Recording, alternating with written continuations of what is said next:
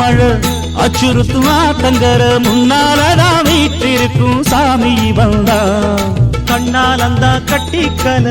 பிள்ளை குட்டி பெத்துக்கல எல்லாருக்கும் காவல் நிற்கும் ஈசன் மகந்தா